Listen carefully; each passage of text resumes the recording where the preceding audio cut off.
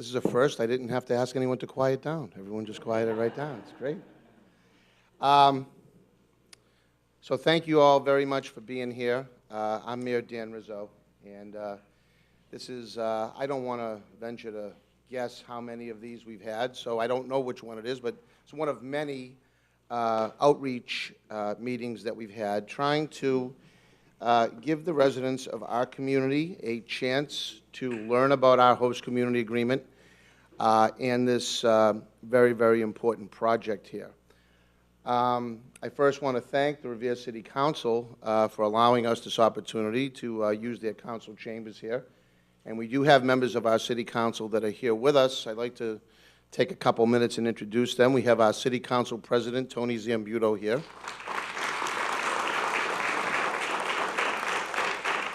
We have Ward 4 City Councilor, Steve Reardon. And Ward 6 City Councilor, Charlie Patch. Representing Mohegan Sun, we have Peter Schultz, Project Manager. Vice President of Development, Gary Ludowitz. Revere City Planner, Frank Stringy. Revere Director of Finance, George Anzoni. Revere Director of Economic Development, John Festa. Revere City Solicitor, Paul Capizzi.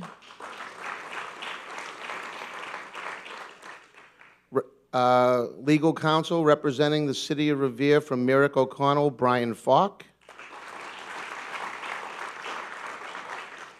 COO of Suffolk Downs, Chip Tuttle.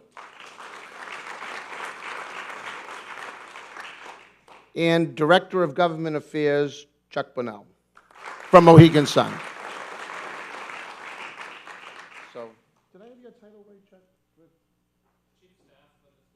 Chief of Staff. Okay, I was close. Director of Government Affairs, Chief of Staff. So, all purpose is what he is.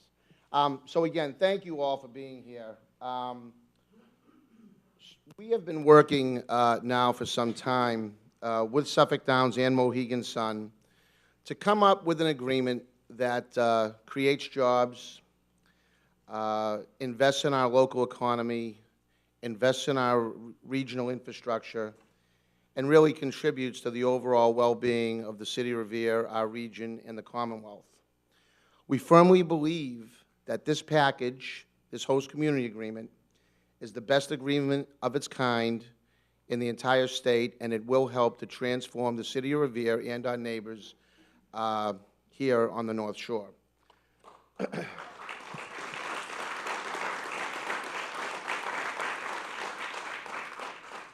You know, it's been important to us from the very beginning to do all we can to make sure that we have an educated electorate when they come out to vote for this project. Because as mayor of this city, I want what's best for this community, and I want our residents to be informed with everything they possibly can. Thank you, Lois. I want our residents to be informed and continue to be informed as best I can to make sure that, that all of the elements of this host community agreement are covered and that questions that they may have are answered. That's been important to me, and it's been important to the people behind me from the very, very beginning of this process. Up to November 5th and since November 5th. It's always been our goal to make sure that we educate the public and educate our people.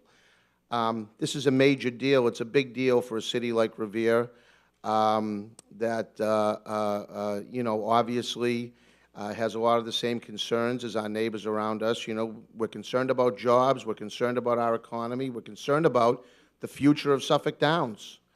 You know, Suffolk Downs has been a great neighbor now for 78 years, and they employ 800 people. The thought, if you want to talk about what keeps me up at night, it was bad enough in my mind when we lost Wonderland, knowing how many people in this city, my community, worked at Wonderland through generations. And the thought of losing 800 more jobs at Suffolk Downs is really, really concerning to me.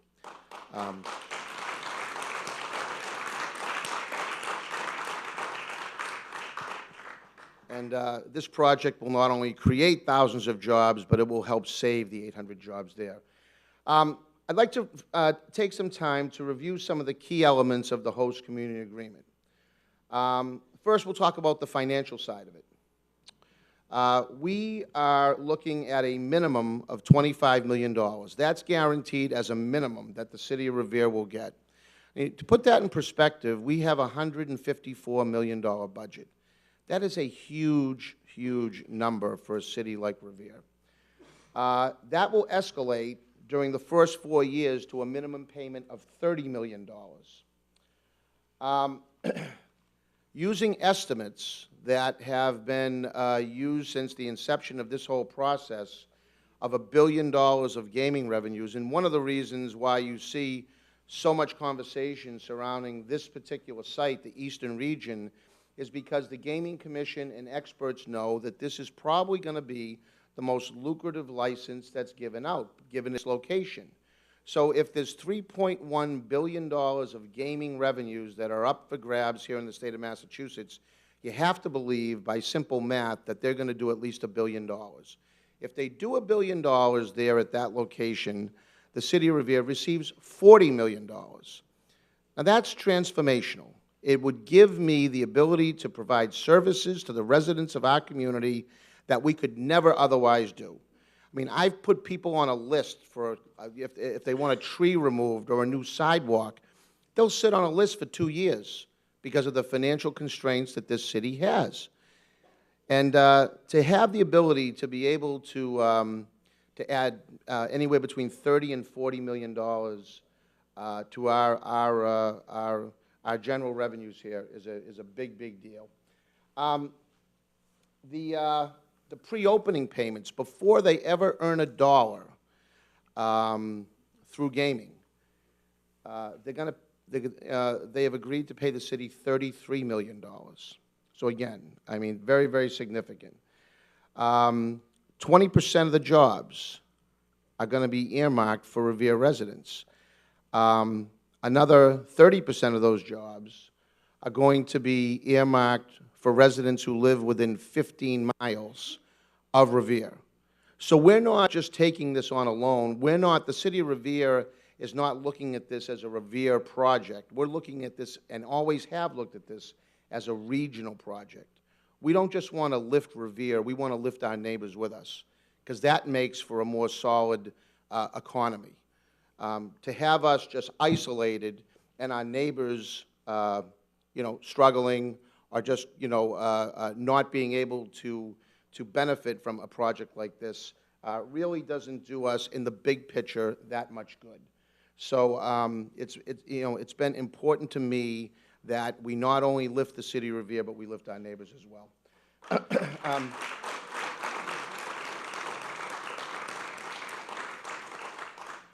Before they open, they're also required to make some significant infrastructure investments.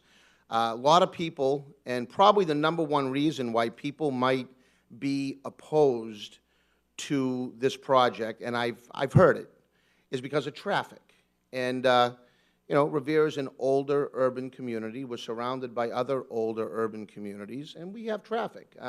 No question about it. These roads were built back at a time when people either had no cars, or certainly when I was a kid growing up, you had 1 car per family, and you shared it. You passed it around. Who's not using the car, and I'll take it, and we'll go back and forth. Today, it's hard to find a family that, if you've got, 2 parents and 2 children of driving age, there's probably 4 cars in the family. So so naturally, we have traffic here. And that's not going to be that's not going to be a situation that we're going to be able to address very, very easily. So we have a little bit of a traffic issue, but Mohegan Sun certainly is not bringing a traffic problem with them. They're not going to create a traffic problem. It's 160 acres on that land over there, 51 of which sits in the City of Revere, and this project is going to draw the same amount of traffic as maybe a Square One mall would, okay? Now, to put it in perspective, that land can fit 4 Square One malls. So what always kind of concerns me, and I think anybody that's in opposition to this should really take this into consideration if you're considering not voting for it because of traffic. The chances are, if this doesn't go forward, something is going to be built there, and none of us in this room know what that is.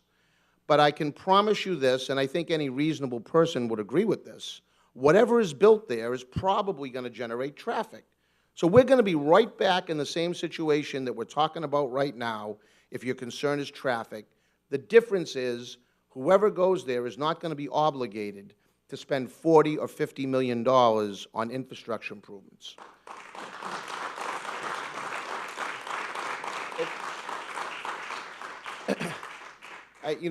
I say this to people, and I stole it from somebody. I heard somebody use it, but they're not bringing a traffic problem. What they're actually bringing is a traffic solution.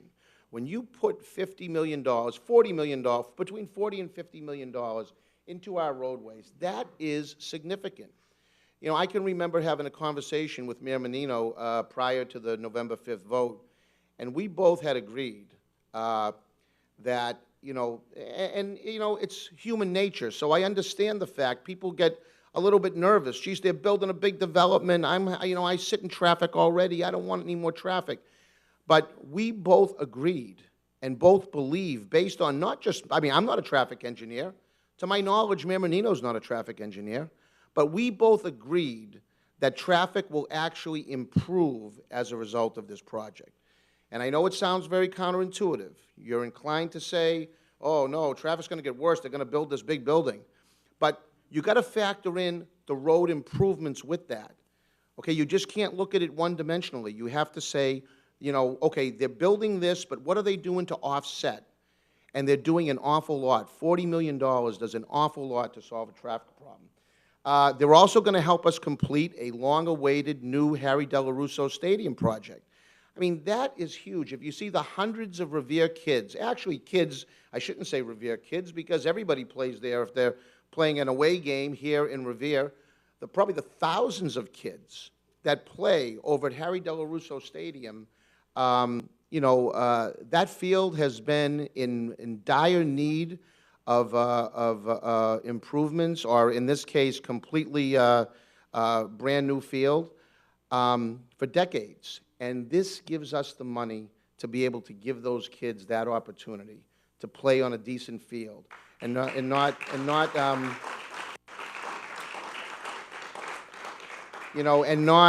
have to worry that the bathrooms are broken or the field house is too small to host the visiting teams, and they'll really be able to enjoy a lot of the same benefits that other communities have.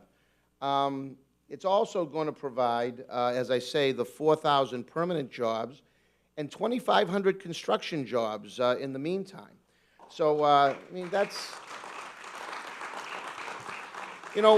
I think it's important to note, and, I know locally, at least in terms of my local state delegation, Speaker Bob DeLeo, State Representative Kathy Reinstein, and Senator Anthony Petroselli, they were all very staunch, vocal proponents in the legislature when this bill was first passed back in November of 2011.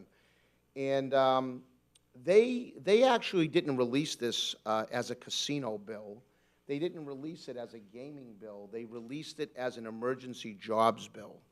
They recognize, and I recognize, and I hope you all recognize, that we still have a jobs problem here in this country. Everybody in this room probably knows somebody who could use a job, could use maybe an additional part-time job because maybe their hours have been cut or their salary's been cut or their hours have been cut. This is going to give people that opportunity to provide for their families. And so I thank the legislature for doing what they did. And I would say that, listen, I've said this in every meeting we've had. I respect people that do not, I respect their opinions, the opinions of people who do not support this project. I don't expect, you're never going to have 100% of a vote on anything. Ask the city councilors that are here today. There's only 11 of them. They can't agree all the time on everything. So you're not going to get everybody always to agree on everything. And I respect the other side, okay? But the time, in my opinion, and this is and we'll get to questions later, but the time, in my opinion, if you were going to oppose casinos, should have been back in November of 2011 when the legislature was voting on this. And I'll tell you, because right now, from my point of view, as mayor of the city of Revere, I'm not in competition with a no casino. That's not what I'm fighting right now. The argument for me is not whether or not I'm fighting whether we're going to have casinos or not have casinos. The fight that I'm in right now is whether the casino is going to go to Revere or go to Everett, a mile down the road. And that's the truth. That is the truth. I mean, I'm not making that up. So as I say, if people go to the polls, they vote against casinos because they don't want casinos, that's great. But this agreement that I'm talking about here for our community, for those of you that actually live here in the city of Revere, you're going to see these benefits that I'm talking about go to our neighbor over in Everett, and Revere will get nothing, okay? So that's the reality of it. There's people can disagree with that or try to put a spin on it in another way. Those are the facts. If you watch the Gaming Commission and you listen, remotely with one ear to what's going on the news, each and every day, the Gaming Commission is considering these licenses. That's what they're doing. Nobody has stopped it. I know they're going to be before the Supreme Court. The Attorney General has already ruled that it would be unconstitutional. And they're going to fight that. And God bless, I don't have any control over the Supreme Court as much as I'd like to.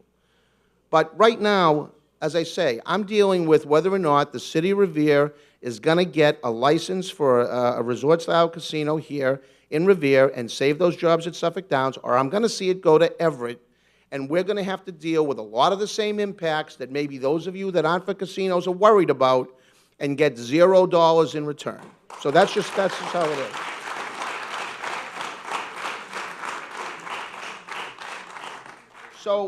So I do want to talk a little bit about some of the some of the transportation improvements. I talked a little bit about the dollar amounts that are going to be spent, and they're going to spend, as I say, anywhere between $40 and $50 million on traffic and other beautification projects. We're going to be fixing that problem up on Boardman Street. That's actually in East Boston, but it will have impacts on our commuters that commute in and out of Revere, so that they'll be able to get in and out of the city of Boston, and certainly in and out of Mohegan Sun, in a way that is going to be better than it is today. I've said this before. Any of you out there that would be willing to spend over $1 billion on a facility of any type and not have a plan to get your customers or your guests in and out of the property would be crazy. I mean, you wouldn't do it. You wouldn't spend $1 billion if you didn't have a solution on how you were going to get them in and out of there. They have a solution, and that solution costs them about $40 or $50 million. Money that we wouldn't get if we got other private development to go in there. So anyway, Route 1A, the Boardman Street flyover, Route 1 and Route 16. If you come down Route 1 right now and you get off at Route 16 and you want to head toward the airport or come toward Revere Beach, you have to go all the way up to Webster Avenue, turn around, make a U-turn at a red light, and come back down Route 16. It's constantly gridlocked there. With their traffic plan, you'll get off on Route 1, and you'll be able to take a left right onto Route 16. You won't have to make that turnaround anymore. Conversely, those people that want to go up onto Route 1 don't have to go up and make a U-turn and come back. They will simply stop at a new set of lights that sits right outside of Plaza Garibaldi and take a left right up onto Route 1 North. So again, that is going to be a big, big help. You know, people have said, what about Circle? A lot of people will divert from going all the way through Revere, through Bell Circle, Brown Circle, and then on to Copeland Circle by the Showcase Cinemas to get up to Route 1, because they will go Route 16 and go Route 1 that way. So that is, in and of itself, a major solution for Bell Circle. They're also going to be spending close to $4 million in the Beachmont area at Donnelly Square. I know our neighbors in Beachmont, who obviously are very, very concerned and interested in this project. They're going to get close to $4 million of improvements in that area. And that's, you know, that's money, obviously, that the city of Revere could never, ever invest in that neighborhood. And then, amongst others, I'm not going to go through all of them, but we're going to spend about $1 million on North Shore Road, Revere Beach Parkway, and Tomasello Drive, that right at the gas station outside the gates on Route 16 at Suffolk Downs, that's always a little bit jammed up because of the configuration of the lights. They're gonna provide a solution there so that people are able to get in and out of the property without causing backup. So those are just some of the transportation improvements that we have in store. I want to just go back for a second to the financial terms of the host community agreement. I always like to use, I mean, I've always been this kind of person that sees the glass half full. I don't like to look at it half empty. So I'm always using that $1 billion figure, because I truly believe, given all the other factors, you know, the 22 or 23 million visitors that we get in and out of Logan Airport every day, given the fact that this is going to sit right at the T-stop on right on the blue line at Beachmont Station, you know, 5 minutes from Logan Airport, 5 minutes from downtown Boston. Certainly, you know, hop, skip, and a jump from the Trade Center and the Convention Center. I think it's going to be wildly successful. But in the event they weren't, okay, the city of Revere, no matter how much business they do, is going to receive $429 million over 15 years. Again, it's an enormous opportunity. It allows me to do a number of things. One of the things people have talked about, and I really couldn't say this during the last cycle, back before November 5th. I couldn't talk about tax relief, and I really couldn't talk about water rate relief, because I didn't really have the resources at that point to be able to promise it. With this agreement, I can absolutely, with 100% certainty, say that I can help stabilize taxes, if not reduce taxes here in the city of Revere, and address the water rates that are going up dramatically by bonding and paying down debt quicker to lower our water rates. And those are two very, very important things to people.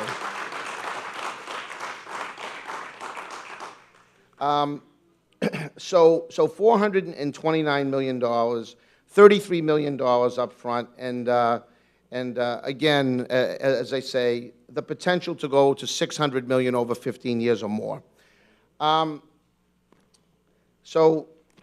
Just moving along, and I want to talk about this because this is extremely important. And so, jobs, okay? 10% of construction jobs will go to Revere residents.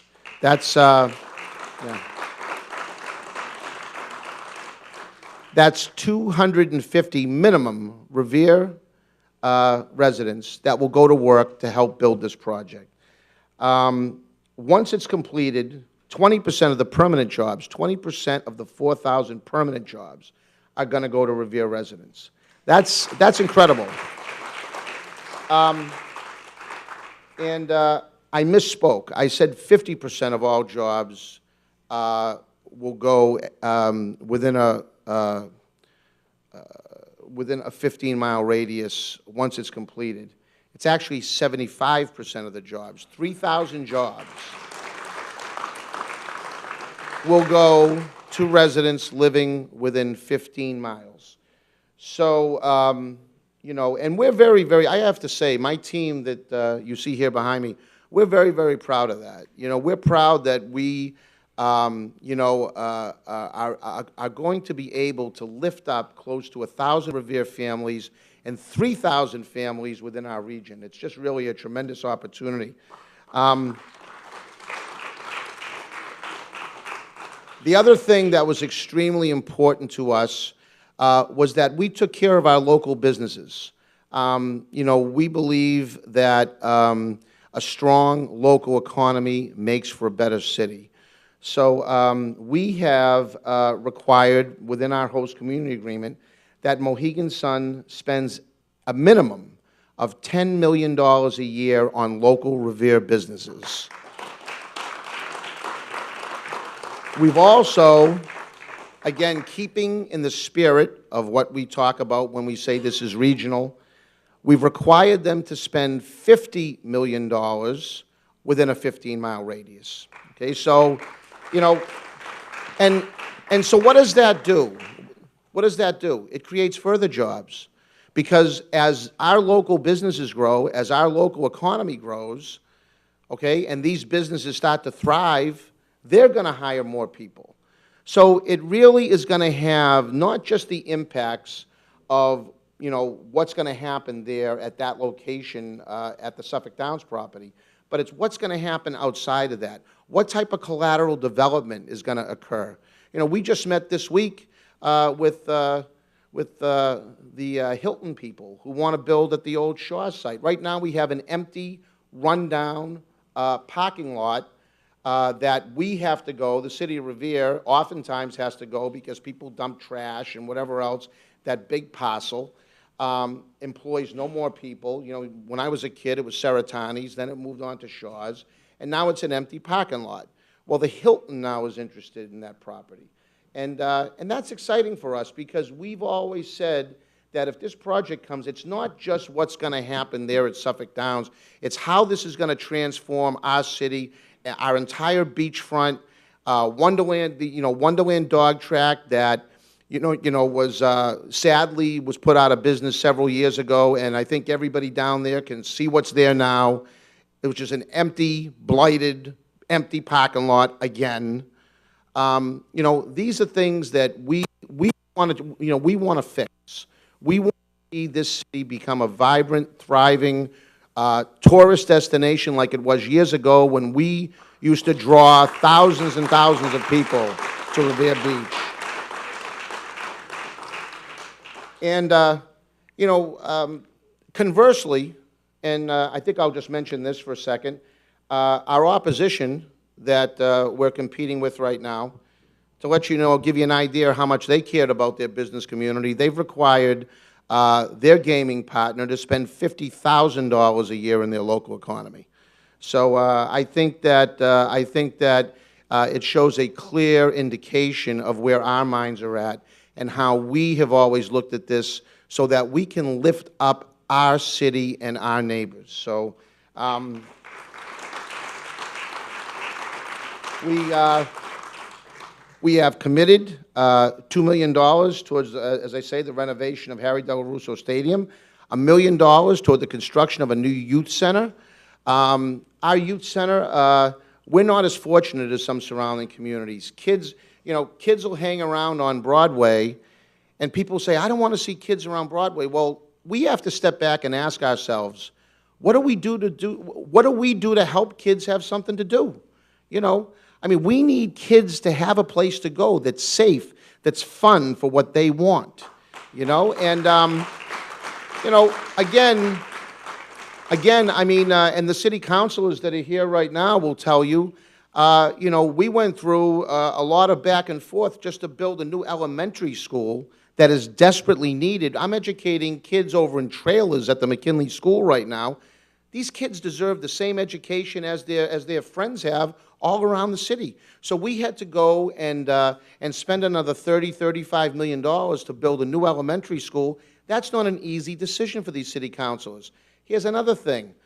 We applied for a $10 million grant for science labs at the high school because our science labs are going to put us to a point where we're not going to be within accreditation, And those of you here, sitting here now, if you have any children or grandchildren that may go to the Revere school system, that is an excellent school system that we continuously invest in. By the time they get to the high school, the science labs may ultimately cost us accreditation.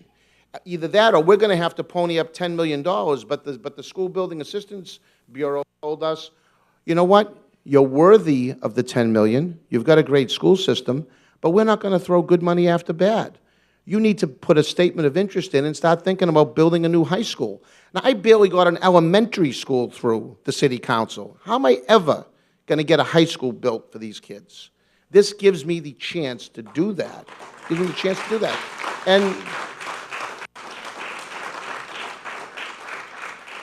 And so, as I say, to be able to give kids a new youth center to go to, again, that will give parents a safe place to send their kids out so they're not having to hang around the street corners, to me is a great thing.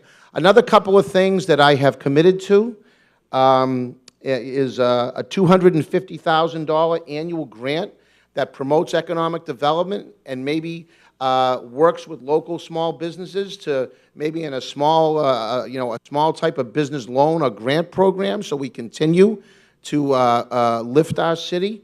I've also talked with Bob Rapucci from CAPIC about a job readiness program so that kids that graduate high school that maybe don't have any other skills or don't want to move on to college can go into a job readiness program that will prepare them to go out and make a good living, maybe even at the new Mohegan Sun that's there in one of their, in some capacity. So, I've committed $1.5 million to him to get a job readiness program out so that we help every possible person that we can here in the city that wants to work. We're going to try to help them make sure that they can get to work. So,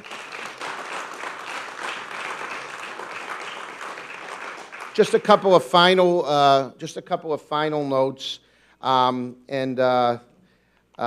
don't even really, generally speaking, it's well, some people may find, it's an important, but it's almost legalese. So, reopeners, okay? There's certain situations that that this host community agreement can be reopened, and I guess. It's good for people to know because this is a binding agreement between the City of Revere and Mohegan Sun.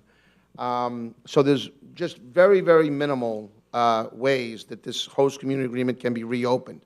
It is if the city believes that the transportation impacts of the project have not been sufficiently mitigated, we can reopen. If the state or municipal or any municipal agency requires changes to the transportation improvements, that's a reopener. If Mohegan Sun proposes any kind of a substantial modification on or off the current property or project site, or any type of reduction in the size of the project, that will require a reopener. And any other regulations that the Gaming Commission may require for the agreement to be opened up, naturally that will come from the Gaming Commission, and that would allow for a reopener. Outside of that, this is an ironclad contract between us and Mohegan Sun. Now, Mohegan Sun, I've had, and admittedly, I haven't had the great opportunity to have spent an awful lot of time with them because they've just become our new gaming partners really over the last couple of months. But, we have obviously had many, many meetings. I've had the chance to meet a lot of their team. I've gone down to Mohegan Sun, met with their board of directors, took a tour of the facility, talked to employees down there to see how they were treated. I wanted to know what we are bringing to the city of Revere. And I can tell you unequivocally, this is a first-class, world-class organization, and they're going to prove it to you. I promise you that. And, I'm mayor of this city. I have a lot at stake with this project. If this project doesn't go well, more than anybody, it's going to reflect back on me. And I live here. I care deeply about this city. I would never welcome a project, I don't care if it was $20 billion, if I didn't think it was going to be something that was going to be good for this city. This is going to be transformational. So with that, and I know there's people that are here on both sides, okay? So I am willing to entertain questions, specific questions. I mean, if somebody wants to, talk about how much they love it or how much they hate it, that's okay. You can mention that too. But I'd really like this session to be for people to ask questions, that you have legitimate questions about the host community agreement.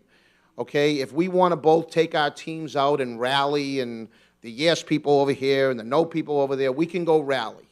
But really, the purpose of this meeting, and this is a televised meeting, is to ask questions so that people, maybe people that can't be here, can get their questions answered.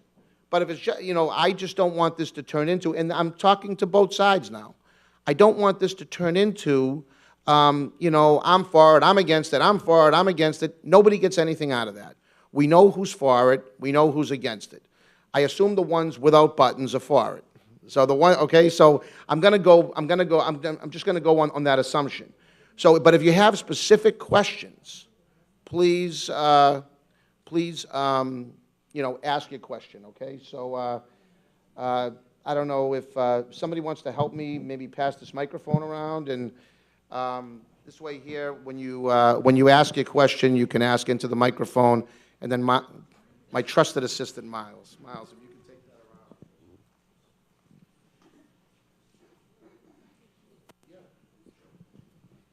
I'd just like to know how they're going to address the traffic issue, the noise for the residents that are right along Route 1A on like Lucia Ave.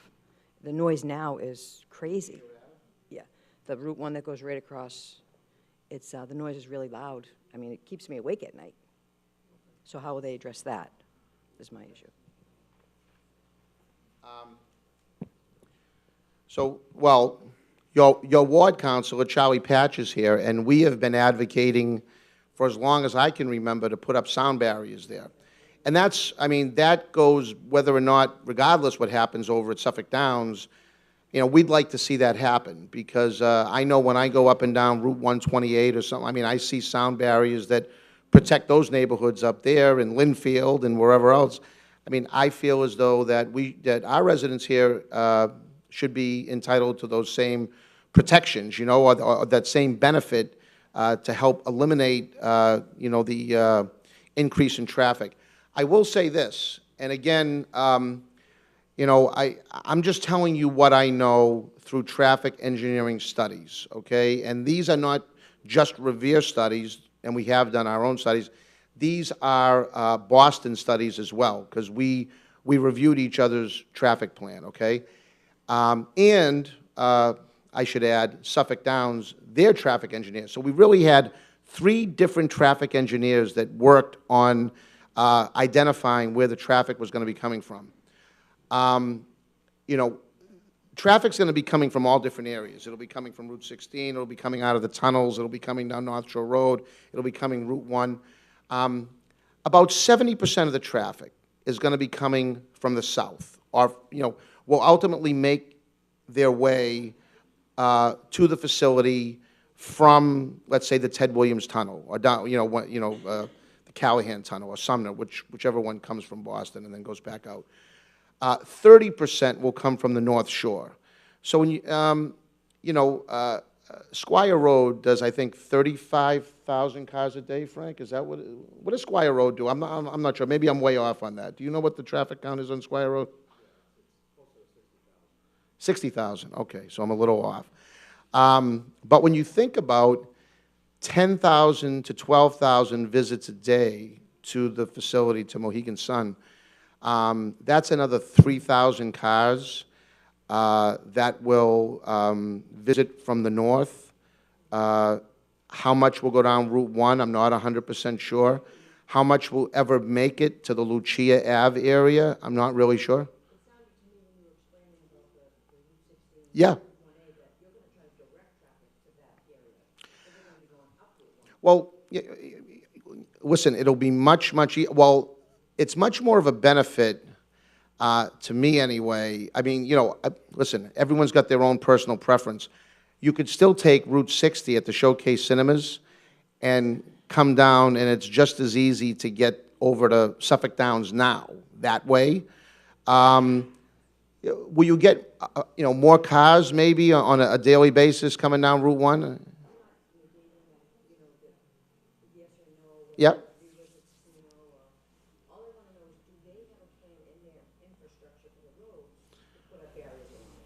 Yeah, right now they don't. Right now, there is not a plan to put up barriers, although, as I say, Charlie Patch and myself have been advocating for barriers for a long time. And that's something that we can continue to advocate for. And you know what? I mean, sometimes if you can document, if there were a case, and I don't know, given the traffic counts, that it'll be noticeable, really noticeable. Right. But see, we're dealing, if this project doesn't go forward, you're already dealing with that problem. So we've got problems right now that we're trying to solve.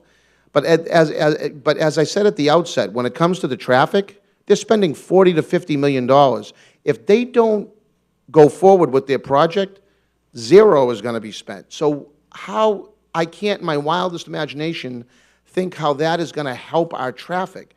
Given the, you know, you get 60,000 cars a day that go on Squire Road. I mean, if every car from the North Shore, if every single car, and it won't, but let's say every car went down Squire Road from the North Shore for as far as representing the North Shore traffic going to Mohegan Sun, that's like 5% uptick in traffic. I mean, it's borderline negligible. It's not going to make a difference whether you're going to sit at a red light an extra 25 minutes or something. I mean, you spread that out over 24 hours, it really isn't going to be to the magnitude I think that people want to lead you to believe.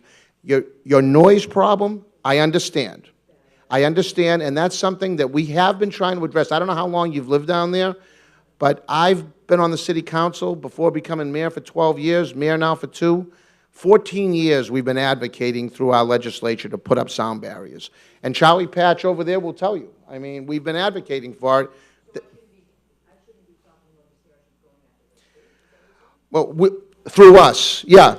Well, and you. I mean, there's a, I forgot to introduce, we have with us tonight, she is representing Kathy Reinstein's office, one of our state representatives. We have Rosalie Vincent. And I should also add that Rosalie Vincent, after working in that office for 25 years, has announced her candidacy to run for Kathy's seat now that she's left. So want to welcome Rosalie here. But thank you for that question. Thank you very much. Anyone else?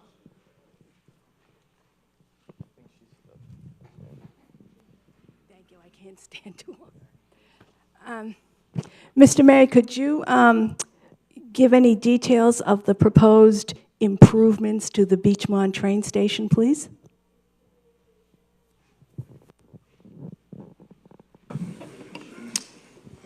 You know what? I'm going to turn that over to Chip, because I know he's been working a lot with state officials on that part of it. Maybe, I don't know, Frank, if you know anything about that as well. Okay, so Chip, go ahead. Thank you, Mr. Mayor. We are in Suffolk Downs and Mohegan Sun are in conversations with the MBTA on how we approach that, but they're not very far along. And we had met with the T before on improvements to the Suffolk Downs station, and now we're sort of shifting that focus to the Beachmont station. So improvements to MBTA property itself, we really are waiting for the T to tell us what they think are the priorities and what they'd like to do there. We are improving the property around the Beachmont T station substantially, including substantial greening of the area around Winthrop and Washburn, a big green buffer that Pete Schultz and Gary Luderitz from Mohegan Sun can speak to.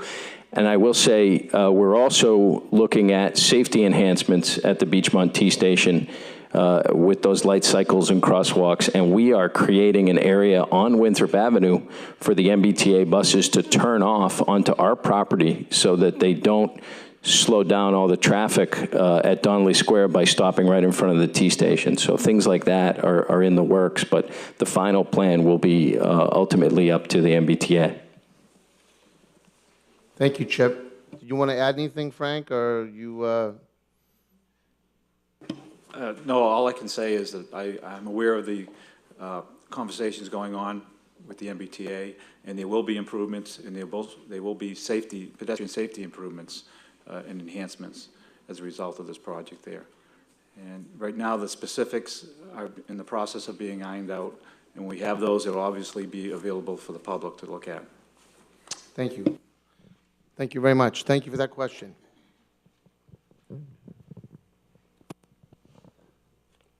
Good morning, Mr. Mayor. I want to start by saying I am 100% certain that you're committed to this community and making it better. However, the question that I do have for you and for your staff is, I haven't heard a lot of discussion about alternatives to the casino project. One of the things that I think should be considered and hasn't been talked about, there's a lot of space where this facility is being proposed to go to. And the Revere community doesn't have any colleges or universities here. Obviously, Salem has colleges, Quincy does as well, and public and private partnerships in Boston have been enormously successful for that city. And I'm just curious, why there hasn't been a lot of discussion about that kind of project, where ultimately the residents that go into that institution are going to come out with a degree and a job skill, hopefully, and something tangible for upward mobility. And education, we know in this country, is the keystone to upward mobility. Thank you. That's my question.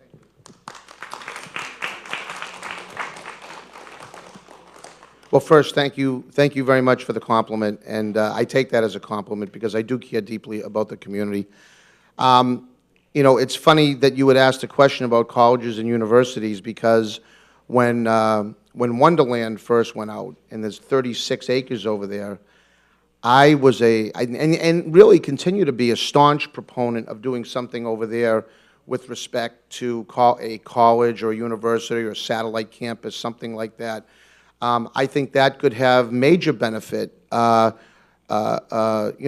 you say, to allow our own residents and their families to not only attend college here locally, but also kind of transform some of those surrounding neighborhoods over there. I see Ward 2 City Councilor Ira Novoselsky has arrived, and I want to thank him for being here.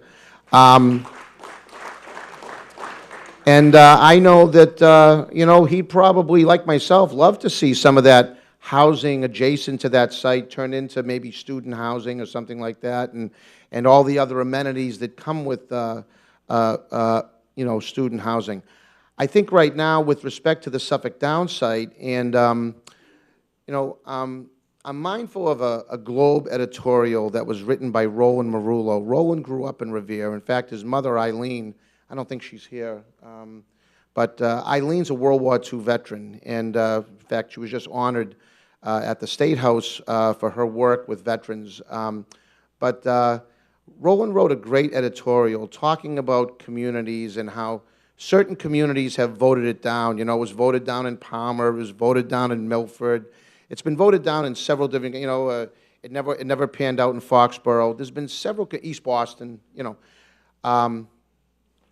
so it has been voted down, but his editorial essentially said that while an expanded gaming facility, a resort-style casino destination, might not work for every community, it might not be part of who they are, Revere has been host to 2 tracks where people have been gaming for close to 80 years.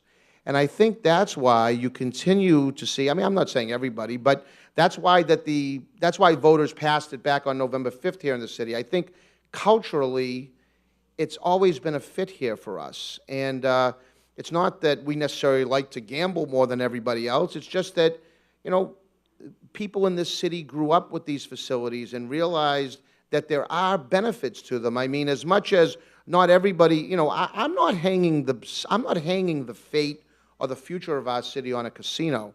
I just happen to think this is a good project, and it offers benefits that I don't care what goes there. I mean, clearly, we're not going to get the same type of financial and tax revenue benefit we'll get if a university goes there. I mean, they're tax exempt. So, I mean, we could probably work some sort of a pilot arrangement maybe, but it wouldn't be anywhere near.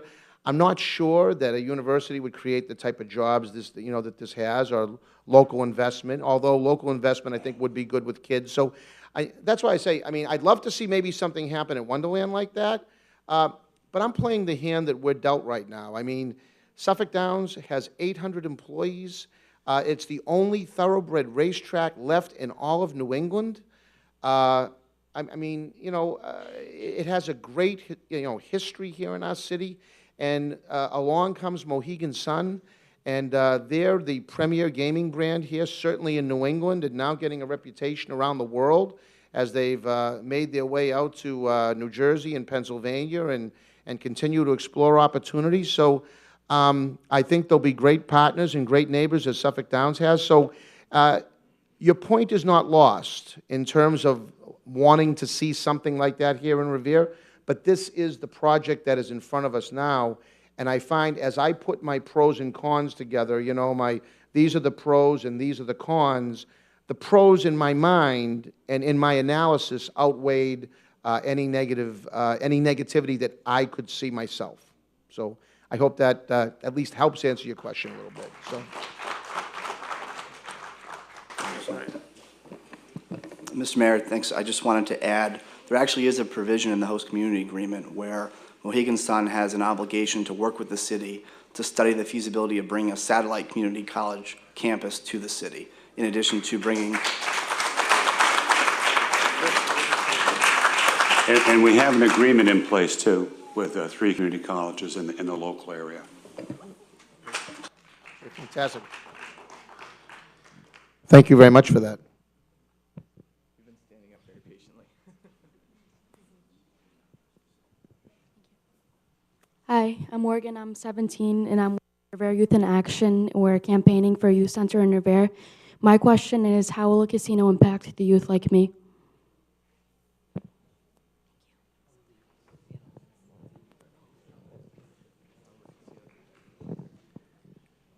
So, well, thank you for the question. Were you one of the presenters that was in my office?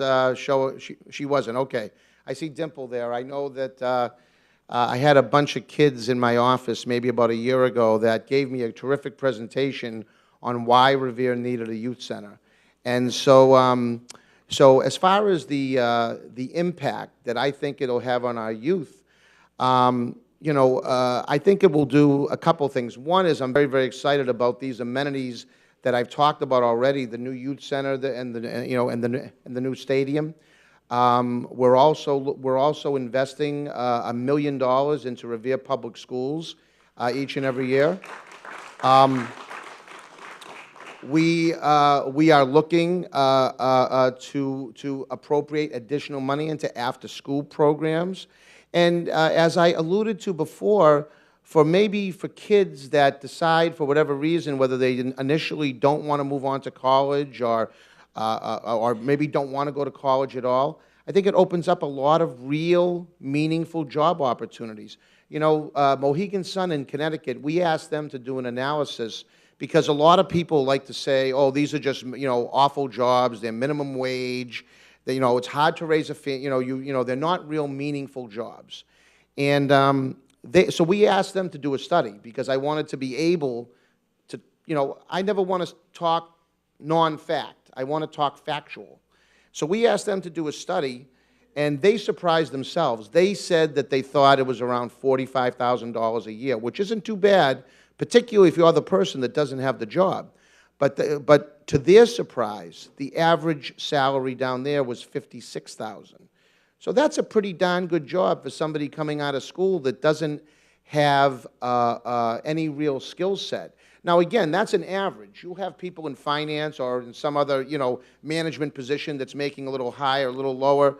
But there's real opportunity. When I went down to visit Mohegan Sun and talk to some of their employees and talk to some of their people, It's amazing how many people started off with them 17 years ago. 17 years ago, maybe not thinking they'd ever be there 5 years from then. But they're there 17 years later saying, I would never work anywhere else.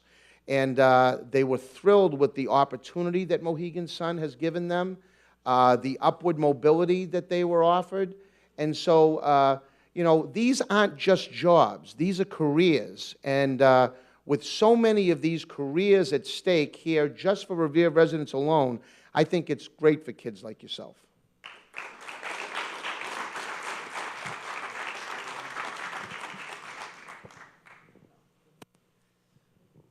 Good morning, Mr. Mayor.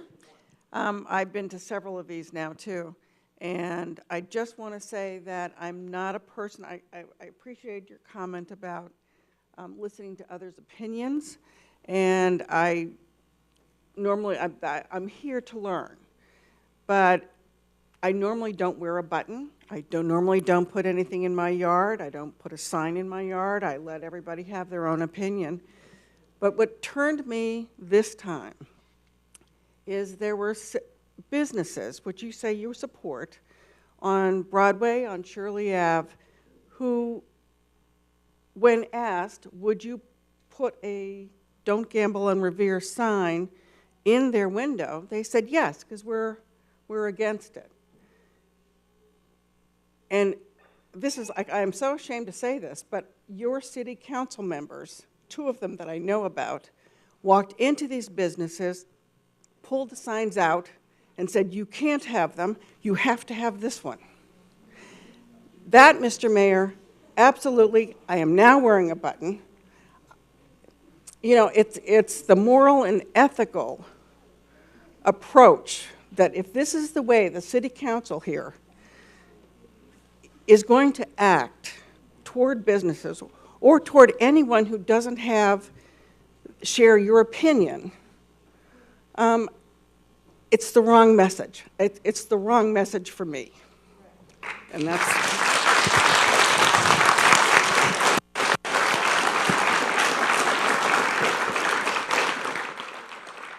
Well, obviously, I can't say that I would condone somebody, you know, going in and using any type of influence to tell business owners or residents, for that matter, what they can and can't do. You know, I've heard some different versions of that, you know, and again, I don't like to buy into rumors and innuendo and gossip and all this stuff. If I don't know personally, for sure, I don't like to go out and start repeating it. But I will say, I guess I'll just say this. I've heard some different versions of what you just said, and so, but you know, you know, as far as my position is, and as far as you know, what I stand for and what my administration stands for, we are always respectful of other people's opinions, and would never do anything to negatively influence somebody against their will. Okay, so I mean, I'll just tell you that.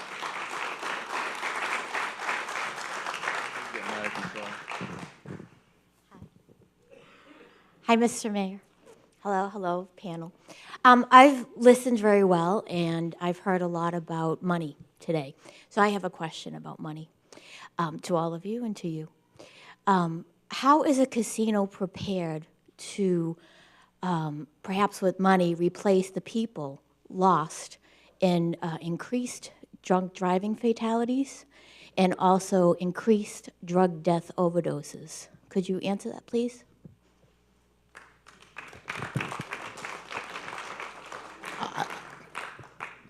I think I do have a response to that, but I think it's better to hear maybe from somebody directly from Mohegan Sun. I don't know who may want to address that here from Mohegan. Chuck, would you like to address that?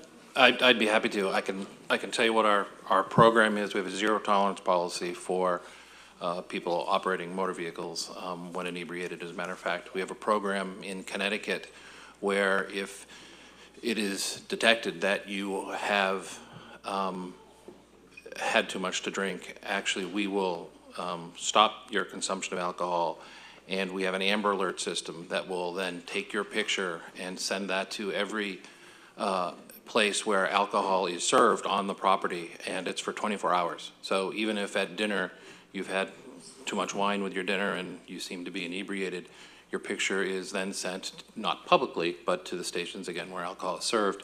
And for 24 hours, you're not allowed to have any more alcohol on the property. We have people at all the exits to look for signs of inebriation. And as a matter of fact, we have a letter of commendation from MAD, whom we have a partnership with, which I'd be happy to share. I think I actually did share it with the mayor most recently. So we have a zero tolerance policy when it comes to that. Thank you. Chuck, I just want to, but, you know, to go further with your question, because that handled drunk driving, but as far as any other type of abuse or, you know, maybe gambling addiction and things like that, I mean, were you going in that direction, or it sounded like you were talking about addiction and, I'm an addictions counselor. Yep. And that's my concern. Okay. Right. So I think if you could, or Chip, you know, I know that Mohegan and Suffolk Downs actually have led the way in terms of partnering to combat those type of addictions. I don't know if you want to follow up with that, or...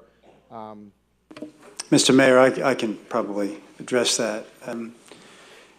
First off, Mohegan Sun has been a part of we've had a relationship with the Massachusetts Council on Compulsive Gambling for many, many years, more than a decade. And I think we take some pride in recognizing the fact that there are people that do run into problems and maybe a bit overzealous in their gambling habits. And that's why we've been a part of that for a lot of years. We're also a charter member here in Massachusetts of a partnership for problem gambling to create responsible gambling messages out there. So we believe in it. You know, we as a team, as employees, you know, we live in these communities as well. We care for our communities, and we want to make sure that we're doing the right thing with that. And I think that our industry, probably more so than many other industries, takes a great responsibility for people who would overspend in our industries, maybe more so than some other industries may, whether it be alcohol or cigarettes or overeating or credit cards. We have been involved in a very consistent and aggressive way to do everything that we can to support the concern of problem gamblers in our community, and we're going to continue to do so. Actually, in Connecticut, too, we support a chair at the Yale School of Medicine, and that would be something that we would do here in Massachusetts also. Thank you.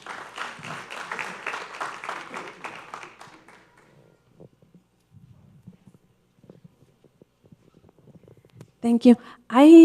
My name is Alma Pelliser, first place, and I have a lot of questions. I don't know, I'm undecided on whether it's a good thing or a bad thing.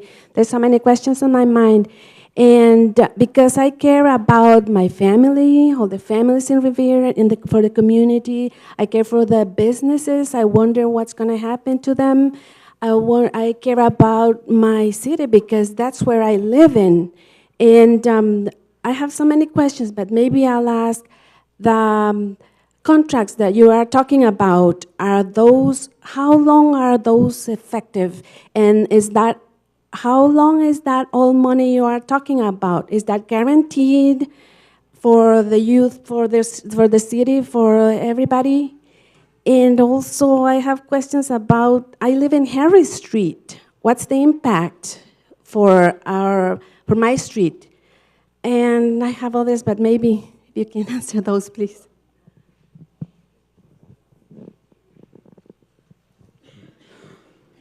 Thank you, and you know, thank you for the question. Thank you for being here.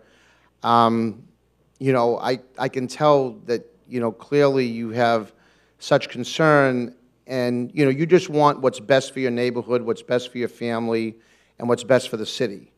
And I want you to know right now, I have all of those same feelings and all of those same concerns, right?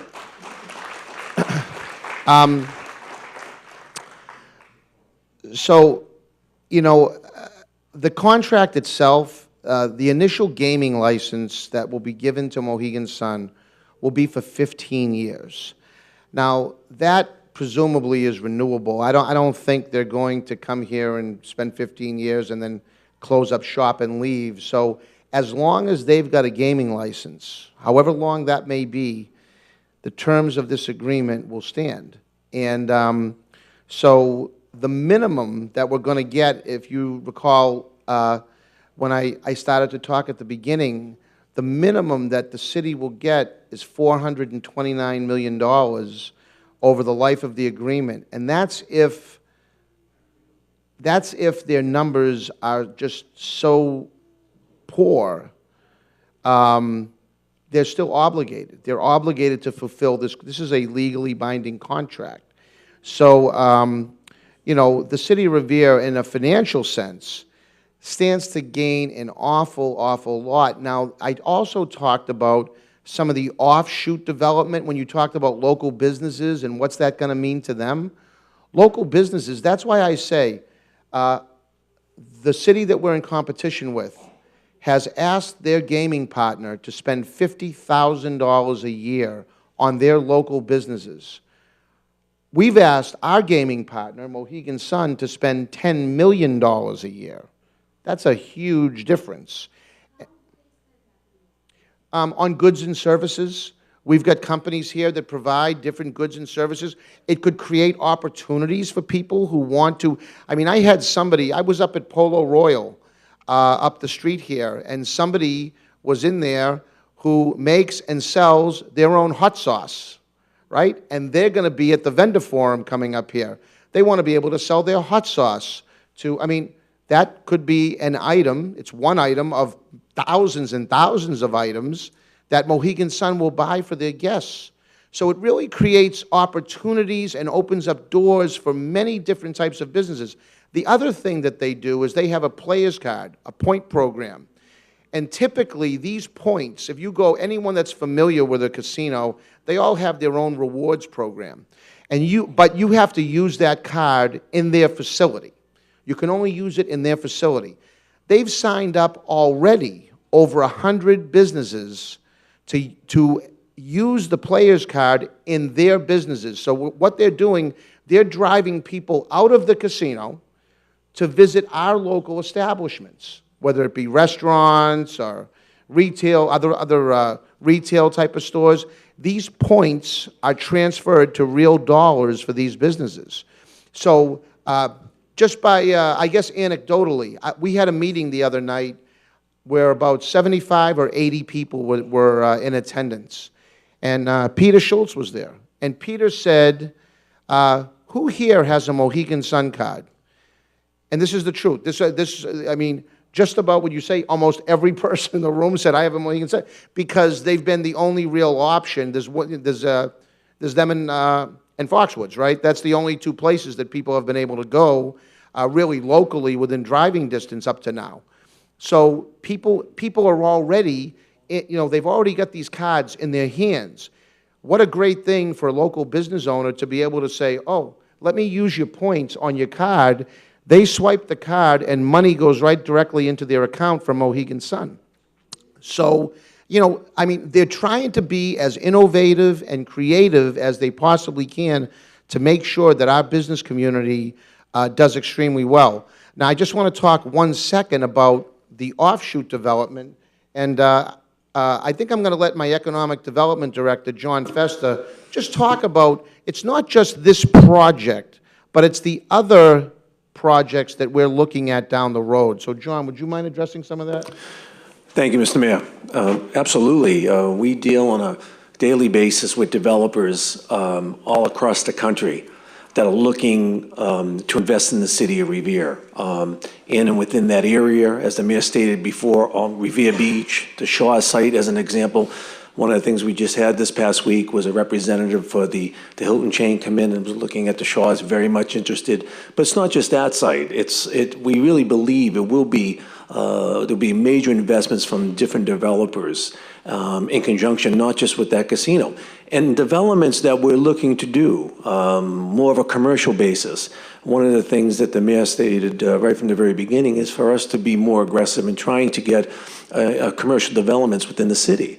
And a lot of the developers that my office deals with and Frank Strange deals with is that they do want to come in. There's a lot of interest. They're waiting and they're asking a lot of questions, and we constantly are meeting with them, giving them tours of the city, and it's been great. I think this development here will attract a lot of major development within the city, and development that is much needed, but also development that the administration would like to see, the city council would like to see, and I think the people in the city of Revere needs to see, because quite honestly, over the years, there's been a lot of housing developments, and now we're getting a lot of interest from a lot of commercial developments to be able to do the wonderful things of stabilizing taxes and things of that nature. So to answer the question is, I can't even go into how many developers we deal with and that are just waiting for this to happen. And believe me, if we are fortunate to get this gaming facility, you will see major investments all in the city of Revere.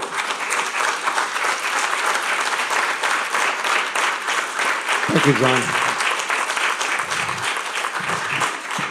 So, Chip, can you just follow up too? We're going to give you like 3 different answers here, right? Or 3. You had a lot of questions. So, Yeah.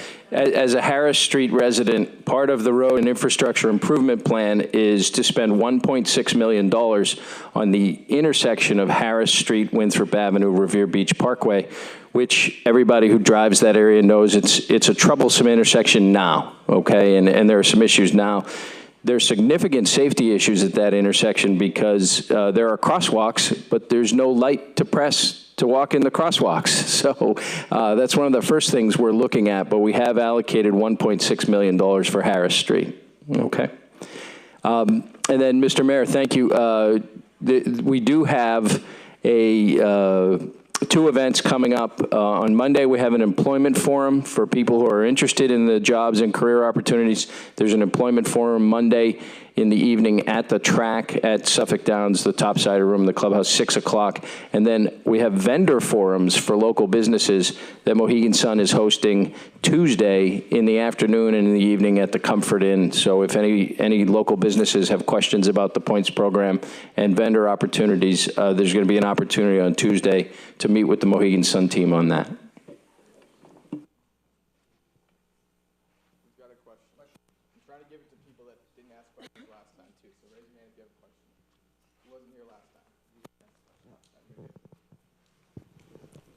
Well, Mr. Mayor, I've heard a lot from you about the money the casino is going to be bringing in, and I just have 2 questions in terms of the pros and the cons.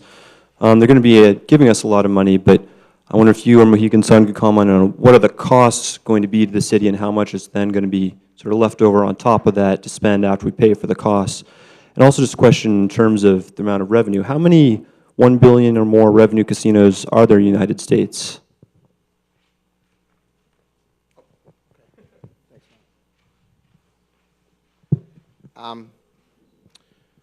So the first part of your question was, what are the costs? And so a lot of the money that the city will be receiving through this host community agreement is kind of discretionary. A lot of it is based on what our needs were. And obviously, we did a lot of different studies. We did financial impact studies, environmental studies, public safety studies. We wanted to really make sure. I mean, this isn't just like, we didn't all kind of assemble ourselves in a back room somewhere and say, hey, wouldn't this be great for Revere? I mean, I wouldn't come out and support this if I didn't know that I could, that at the end of the day, that it was going to be doable, feasible, and worthwhile for the city. So naturally, we analyze, all the impacts, traffic we've talked about. And so the traffic, everything they do with traffic is above and beyond the host community agreement, right? So that's off the table as far, I mean, we did our traffic studies, and we did peer review, and we've looked at their traffic studies, and, so, because that's one of the major things that people talk about, the traffic, right? So Traffic, that's separate and apart. So the impacts, police and fire, response times, things like that. Those are things that I wanted to look at. I want to make sure that, for example, with the fire department, that our response times actually get better. I don't want to see response times get any worse. So we've had a fire station, as an example, in the Point of Pines that's been closed for a long time. I want to open up that Pines Fire Station and get people relief down there, the other end of the boulevard, that they haven't had for a long time. And you know, but that's just one example. We figured out that we're going to put on somewhere between 20 and 25 police and 20 and 25 firefighters. That's going to go a long way, given the fact that we've been, you know, understaffed in both areas really for a long, long time. This is going to bring us up really to a full complement, and it's not just going to be to address the needs of that facility. Exactly. So I've allocated $2 million for police, $2 million for fire, and that'll be more than enough. I mean, I put $2 million police, like $2 million fire. It actually won't cost that much, but we can invest in equipment. You know, I'd like them to have all the tools that they need on both, in both departments to do their job most effectively. So our public safety needs have been met. As I say, the traffic needs have been met. They have committed to do beautification projects. Again, they've committed, not the city, but they've committed to do beautification projects to help with the aesthetics throughout the city. And then there'll be obviously discretionary money that I'll have, like I say, to do all of these other programs and take on all of these other initiatives that I want to do. As the mayor of the city. One of the things I did, one of the things I'm actually most proud of, when I was a city councilor, and this is back several years ago when the gaming legislation was being talked about, to kind of prepare for the gaming, I submitted an ordinance which ultimately passed the city council and is on the books today, that 50% of all revenues from any form of expanded gaming goes into a capital improvement program, and that is so that the city of Revere does not become reliant upon these revenues, in terms of, let's say, maybe hiring more people than we absolutely have to or something like that. So I wanted to be sure that we were protected, that we were going to save as much money as we could to put into capital projects, reinvest in our community for needs and things that people in this city wanted. So that was very, very important to me. So when you think about it and you just do, some real simple math, assuming they do $1 billion and the city gets $40 million, $20 million every year is going to go into a capital improvement program so that me as the mayor or our city council just doesn't squander it away on our residents, that you actually have a voice in what you'd like to see here in our community without us just hiring people and spending money, in a way that maybe you don't see fit. So now as far as how many billion-dollar casinos there are, I'm not sure. This is, every case is different. Like if you look out in Las Vegas, I don't know how many casinos there are. There's a lot, though. So there's a lot of competition. You go to other more maybe lesser population locations that might have one casino. A little bit different. Well, Mohegan Sun actually, you know what? I'm glad you brought them up. I want them to answer this question. They're better suited to answer this. One of you guys answer that, Chuck, or one of you guys. There's probably 2, 3, 4 casinos nationally that are approaching the $1 billion mark in 2013 dollars.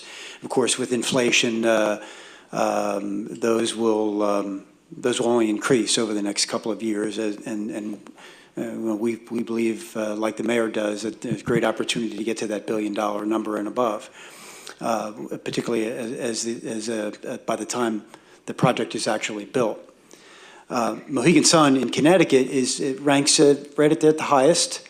We believe that we are the highest grossing gaming revenue casino in the Western Hemisphere. So we know how to get to those numbers, and by virtue of the project we have in Connecticut, can get there. Thank you. Miles?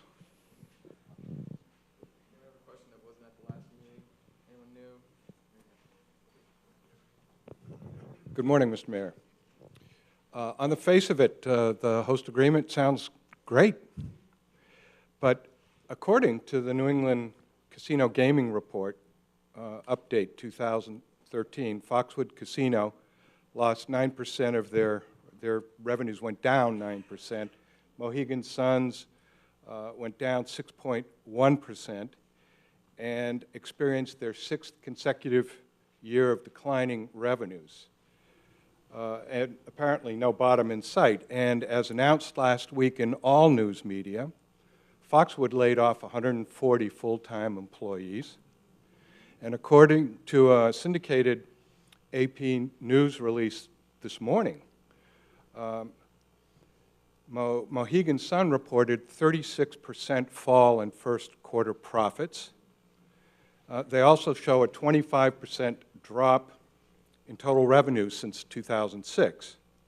So given that information, why should the citizens of Revere believe these promises of jobs and future income? They don't add up.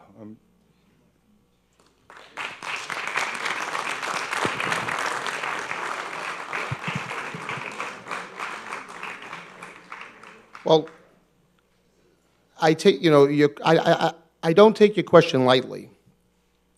But we have to remember, all business is cyclical. A lot of businesses hit times when they go up, they go down. I mean, 2008 was one of the worst years this country's ever seen. And so people, just because the economy may be showing signs of life right now, doesn't mean that we're completely out of the recession that we were in. And what's the first thing that people start to scale back on? They start to scale back a little bit on those extras that they maybe would ordinarily try to do. So, there's a lot of businesses out there right now. If you look at the, if you just happen to look at, at the close of day, on almost any given day, you look at the stock market and you see what businesses have the green arrow going up or who has the red arrow going down. There's businesses, they can't, they're not immune from the world or national or worldwide economy. But that being said, they're still, as of last year, the highest grossing gaming company in the Western Hemisphere.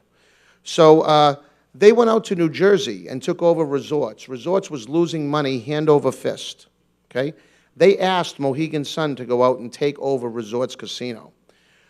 After 1 year of taking over Resorts Casino, remodeling, changing the way they do business and deal with their guests, at the end of that year, in the aggregate, Atlantic City was down 0.6% in terms of revenues.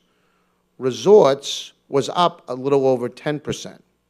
So that says an awful lot about their philosophy and how they're able, or what their philosophy is on running a business, I mean, like, listen, nothing's guaranteed success. This contract is guaranteed, but nothing's going to guarantee they're going to hit that $1 billion number. I mean, these are estimates that they have, and like any, we set, most businesses out there set a budget, and that's why at the end of the year they'll say, oh, we had a phenomenal quarter or a phenomenal year, or we had a horrible quarter or a horrible year. Those are just their best estimates that they can use. I can only look at the information that I have in front of me, and I feel as though dealing with the highest grossing, and that includes our competition, by the way, over here to our west. In the Western Hemisphere, they are the highest grossing and most successful gaming company out there. So, I mean, that's all that I, that's all that I can really, yeah, Miles. Excuse me, Mr. Mayor, if I could just add to that, one of the things, we didn't take a gamble with this host community agreement. If we said, okay, we're going to go percentage on how you did in your gambling income, we would then say, okay, we're partners with you, we're just going to be gambling. We didn't do that.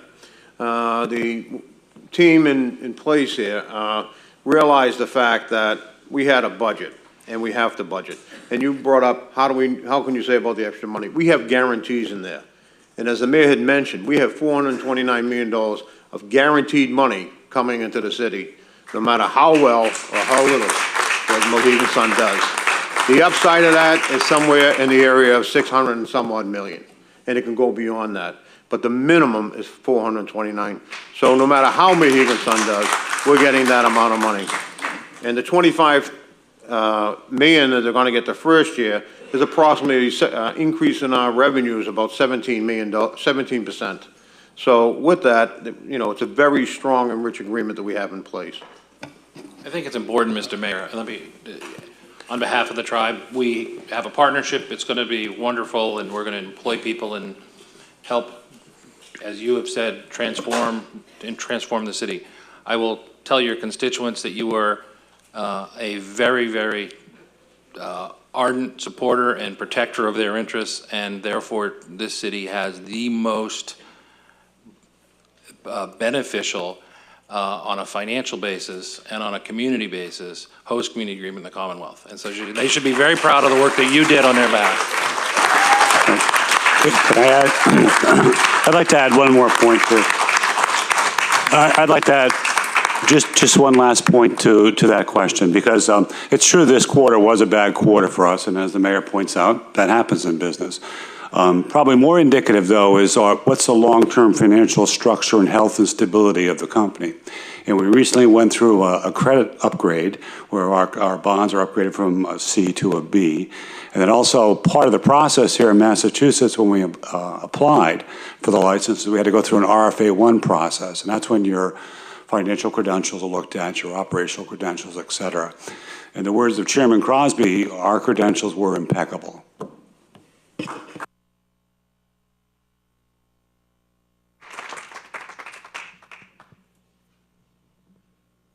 Hello, my name is Rhiannon, and I'm 17, a senior at Revere High School, and also part of Revere Youth in Action. My question is, what is your long-term sustainability plan for the building and operation of a brand new, much larger youth center to accommodate all of the youth in Revere?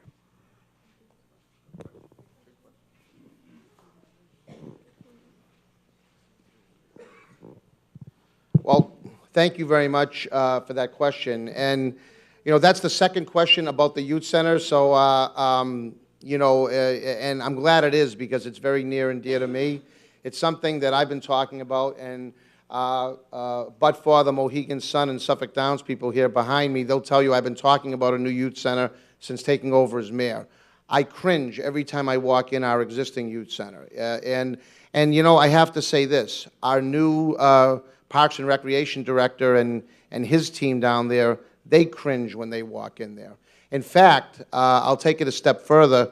I took Richard Fields. Richard is a majority partner in Suffolk Downs, and I walked him through the youth center because I just wanted him to get an idea of what our youth has at their disposal in terms of amenities and what they have to use as a youth center. And he didn't make it through the front door, and he looked at me with this look of astonishment and said, yeah, you know, I can see why you have me down here, you know. And I said, this is unacceptable to me as mayor, to have to turn to the youth of our community and offer them this. I want to offer them much more, and I truly do. But you asked about sustainability. Without this project, in all honesty, as much as I want to build a youth center, I've got to be realistic. And I've got to keep a certain amount of police officers on. I've got to keep a certain amount of firefighters on. I've got to keep a certain amount of public works personnel on. I know we're in desperate need. I talked about maybe, not maybe, I'm going to have to someday be looking at building a new high school.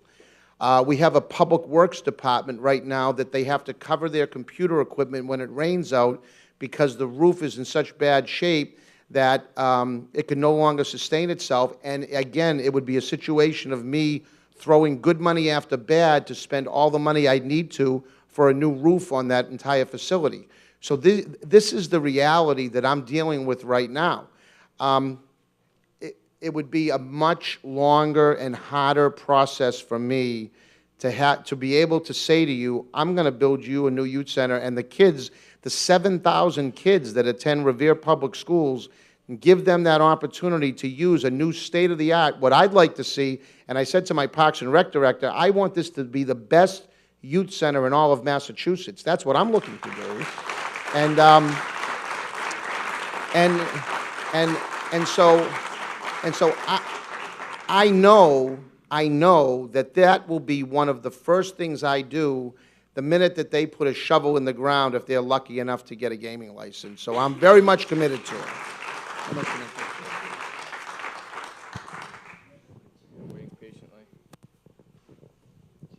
Hello, Mr. Mayor. I have a three-part question, okay? First of all, it sounds like Beachmont's going to get the brunt. What about Beachmont Fire Station, opening that again? Because I seem to think that most of the attention would be probably being put upon the casino and up Broadway and, like you say, Point of Pines. But what about the Beachmont Station?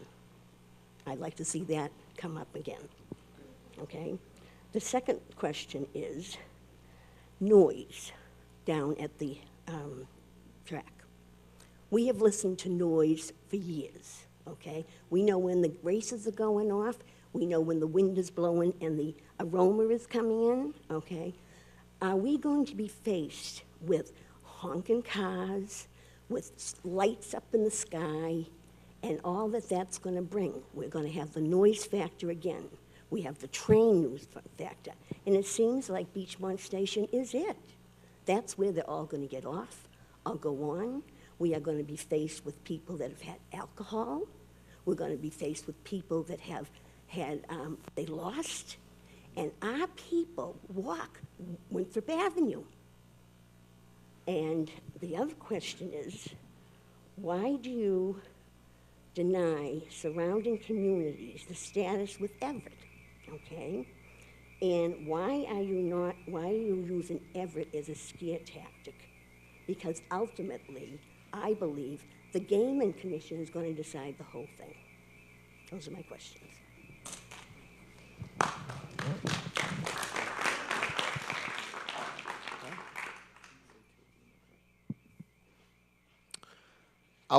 I'll start to work backwards. I respectfully disagree with me using Everett as a scare tactic.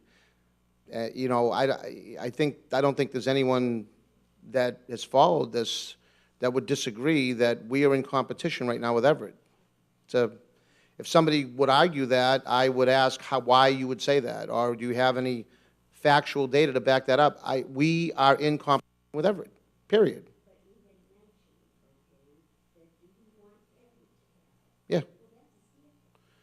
Well, I don't think it's a scare tactic. It's just, it's the reality of it. The reality is if it doesn't come to Revere, chances are it will go to Everett. Now, there's also a chance the Gaming Commission might say, we don't want it to go to Everett either. We don't want it to go to Revere. We don't want it to go to Everett. And nobody gets it. That could happen, you know. You know, I mean, you know, and then I'd have, instead of the however many people here in the room, I'd have 800 employees of Suffolk Downs sitting in these chairs saying, what do we do now? So again, I think about them every morning that I get up and start thinking about this project, as well as all the other benefits that I talked about. You know, I'm sorry, sir, I'm answering this lady's question. So, you know, just hold on for 1 second, okay? To answer, you know, to finish my thought on the scare tactic, I don't believe that that really is any kind of a scare tactic. I think that's just, you know, we are in a very, very heated competition right now, and we're trying to put our best foot forward and talk about the benefits that this would have to our community while addressing any negative impacts that might come with it. As far as, I think your question had to do, why am I not designating us as a surrounding community with Everett? Was that your question? Okay. That was a conscious decision that I made. We have had a great neighbor for 78 years, since 1935, in Suffolk Downs. And I could not, in good conscience, go over and start negotiating with a company who's trying to put them out of business. I really just could not do that. I know some people may look at me and say, oh, well, you're forfeiting, maybe, several $1 million that you might be able to get for the city if this doesn't work out or it winds up going to Everett. But I've made a conscious decision to kind of cross that bridge when I come to it. I still have the right to go to the Gaming Commission under the legislation, where there's 6.25% of all revenues that are generated on a statewide level. That will be up for grabs for impacted communities that I would have my chance to go after if I had to, which I would. But I just did not want to put the city of Revere and our residents, who have been well served for years and years and years, for decades, by Suffolk Downs, and sitting across from a table with people that are looking to take these jobs away. I just could not do that. And what was the last question? I'm sorry. Well, clearly this is going to be, okay, in the Beachmont Fire Station. Okay. The Beachmont Fire Station, that's something that we could absolutely discuss. I mean, I'd have to sit down and talk about that with the chief. Right now, just geographically, one of the more, and because of development going on along the beach and stuff, as I look at an aerial map of the city, we've got the new fire station that's right outside the doors of Suffolk Downs right now. That road, Winthrop Ave, will be widening, so the response time, I think, will actually be even better than what it is right now to Beachmont. But your point is well taken. We have a fire station up there. If I could staff it, I would. In terms of noise and stuff like that, I think almost anything you got there. I talked about maybe the possibility of a shopping mall or something like that. Whatever. It could be residential units, another 1,000 or 2,000 residential units that get put there. I don't know what the alternative to this site would be. I can't really speak to the noise of it. I can speak to the days of old when 25,000 cars would file in there on a Saturday, and they'd all come at the same time, post time, and they'd all leave at the same time after the last race. And I know because I've been in that traffic. And, that wasn't really any kind of a great thing for, people that wanted to get in and out of Beachmont at that time, if you recall those days. They're talking about 10,000 visits a day, not 25,000 on a weekend.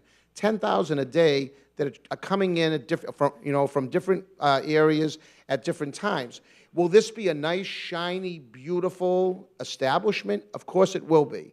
But they're not going to be shining bright lights into the neighbors' homes in Beachmont. They're going to be very respectful and responsible neighbors. And I think it's going to be a real upgrade from the barbed wire and the barns that you see there right now that we've all had to look at for a long time. This is going to be a beautiful $1.3 billion investment in our community.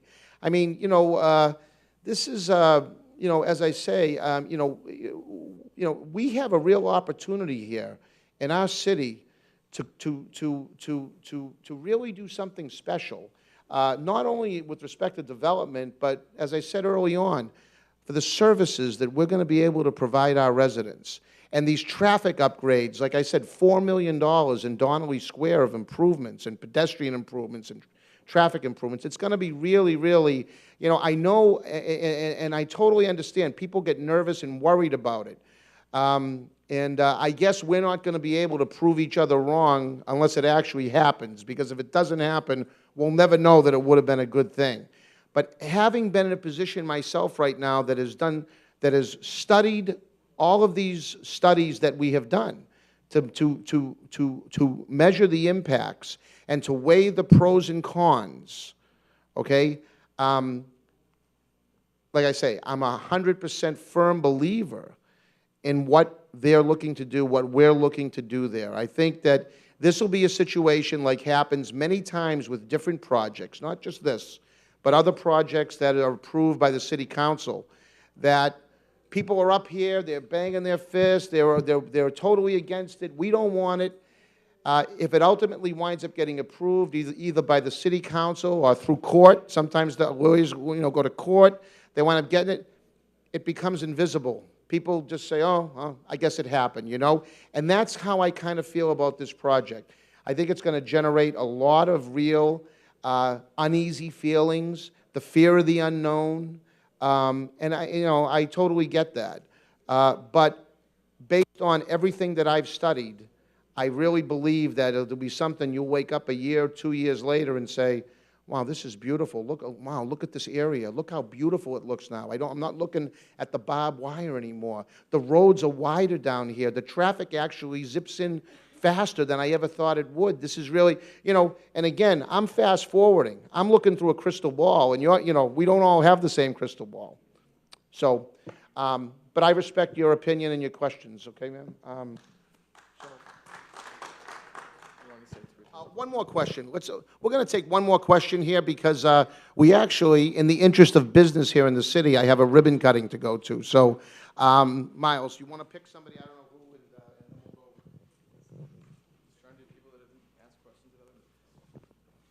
Good afternoon, Mr. Mayor. I'm a longtime resident of the city, was born here, actually born in the city. One question I have is that there's two schools, Beachmont, Garfield. Now, we talked about traffic, but in the mornings, the casino is 24 hours, correct? The hotel they want to build, the Hilton right there, is 24 hours, correct? Kids getting to and from school. I don't know, I haven't heard anybody talk about how the kids are going to get around. Some kids still walk to school, some kids take the bus, their parents drive them. How is this going to impact in the morning?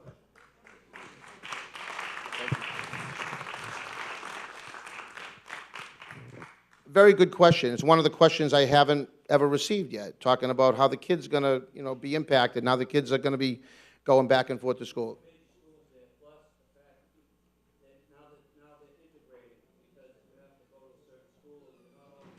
Right, right. Right.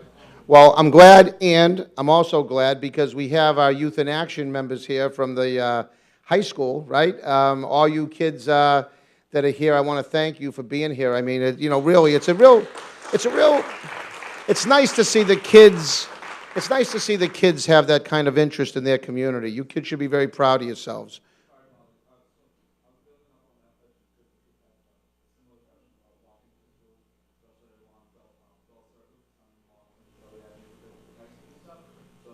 Okay, so let me take that question, okay, about the kids going back and forth to school. I mean, clearly, public safety has been and continues to be a #1 priority for me. I mean, it's the first issue I studied when it came to entertaining this proposal, was the public safety aspect. So I think between myself and Chief Caffarelli and Chief Gene Doherty, who either have or are visiting Mohegan Sun Monday. They're going down Monday to meet with their head of public safety down there to see the operation they have, and be more up to speed as to what their plans are when they build here and how they operate down there. But clearly, public safety is my #1 priority, and certainly the safety of kids. Couple of things. The roads, sidewalks, things like that are all going to be improved throughout that area because, that's one of the, that's where the project is. So these kids, in terms of if they're walking to school and they're using those adjacent roads and sidewalks, are going to see massive improvements on all levels.